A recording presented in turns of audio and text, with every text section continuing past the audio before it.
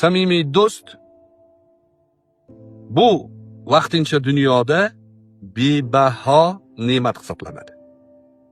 Alloh taolo ularni Qur'onda ham maqtagan. Al-akhillau yawma idin ba'duhum li ba'din adu illa al-muttaqin degan. O'ta yaqin do'stlar qiyomat kunida bir-biriga dushman bo'ladi. Taqvo yo'lidagi do'stlar mustasno degan. Payg'ambarimiz sollallohu alayhi vasallam bir hadislarda aytadilar, qiyomat kunida shunday taxtlar quriladi. Taxt.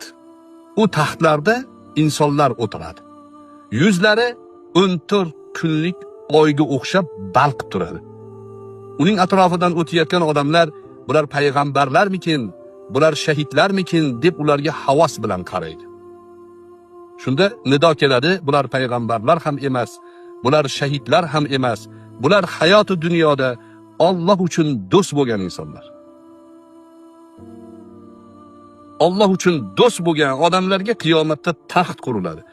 Butun insoniyat ularga havas qiladi. Alloh uchun do'stlik, birodarlar, samimiylik talab qiladi. Ishingiz yaxshi bo'lib turgandagi yoningizdagi do'stlarni aksariyati hali imtihondan o'tmagan. Boshingizga bir musibat kelgan paytidagi atrofingizdagi odamlar imtihoni ko'rmadi. Ayolingiz sizni boshingizga musibat tushganda kimligini ko'rsatadi. Hayot yaxshi bo'lganda, hamma narsa omon-omon bo'lib turgan paytida ya'ni o'lchov to'g'ri chiqmaydi. Odamlar imtihonni, musibatni, shunaqa narsalarni yomon ko'radi-da. Asli u Alloh subhanahu va taoloni yaxshi ko'rgan bandalariga berayotgan mukofoti bo'ladi. Nimaga? O'sha musibatlarda siz sodiq insonlarni sinab olasiz. O'zingizni ham sinab olasiz. Shu musibatlarda sizni kimligingiz chiqadi. Qancha vazningiz bor, nimaga ko'tara olasiz, nimaga chida olasiz, bular chiqadi.